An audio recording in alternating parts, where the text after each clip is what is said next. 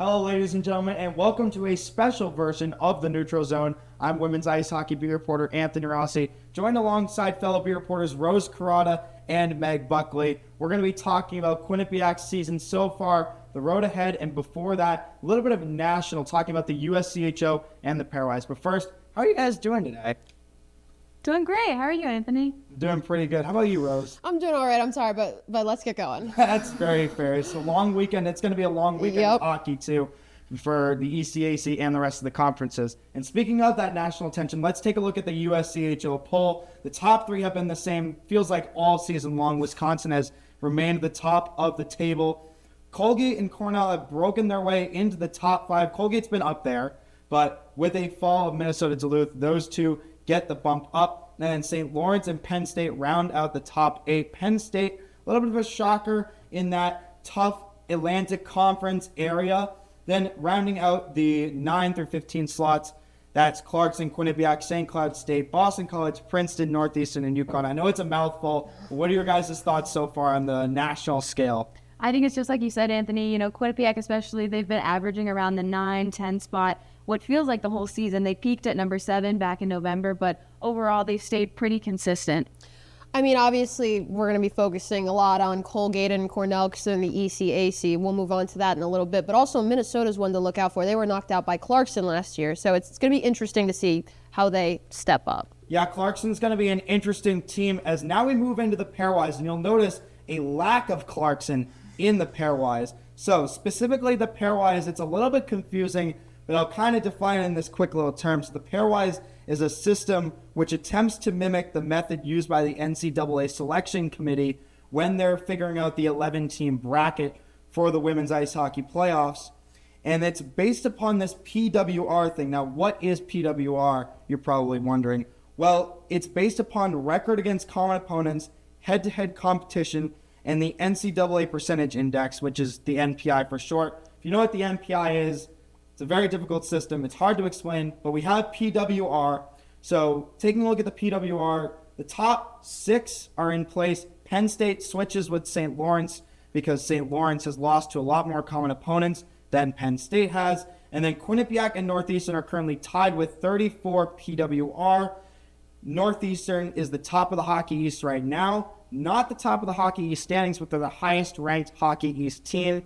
And then you'd have Sacred Heart down here at 20. Now you're probably wondering, why is Sacred Heart mentioned in this pairwise graphic? Well, they would be the conference champions. So when you're actually seeding the NCAA playoffs, you go on the 5 conference champions, and currently the 5 highest ranked conference champions are Wisconsin, Colgate, Penn State, Northeastern, and Sacred Heart. Even though Boston University is the top of the Hockey East, Northeastern is currently the highest ranked in the USCHO poll, and that's why they're number 9. A little bit confusing, but it makes sense. So let's move on to something that's a little less confusing. It's the ECAC standings. So Meg and Rose, I'll let you guys take it away on this one. We've been hearing a lot from you, so I think I'll take a second.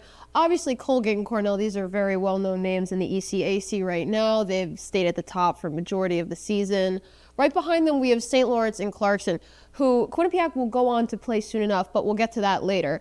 Clarkson is in close contention with Quinnipiac right now, and if Quinnipiac goes on to win their upcoming weekend between Harvard and Dartmouth, they might be able to jump over Clarkson and take that 4th seed. Behind them, we have Princeton, who is also in a similar position to Quinnipiac, looking to hopefully jump them. And then obviously right behind Princeton, we have Brown and Yale to round out the top 8. Now behind them, we have Union, RPI, Dartmouth, and Harvard. But Meg, what are some games in this final weeks of the season that you're going to be looking at to determine these rankings? I think it's really important, as Quinnipiac takes on Harvard and Dartmouth, Princeton is going to be taking on the same teams as well. So it's really going to see who's going to slide into that number 5 spot. But for number 4 this weekend, Clarkson's looking at Colgate and Cornell. So whether they win or lose can really see if Quinnipiac can jump up there.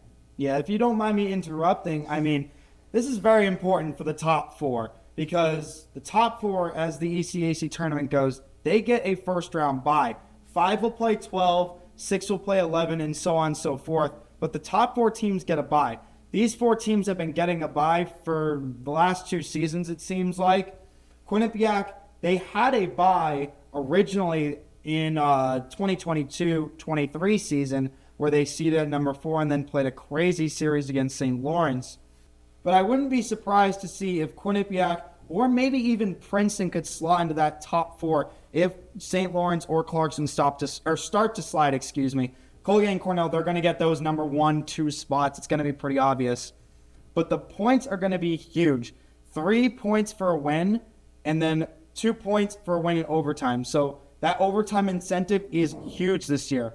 So now you guys mentioned that Quinnipiac's playing Harvard and Dartmouth this weekend. Let's take a look at Quinnipiac's road ahead, as they will have Clarkson and St. Lawrence next weekend on the road in the North Country.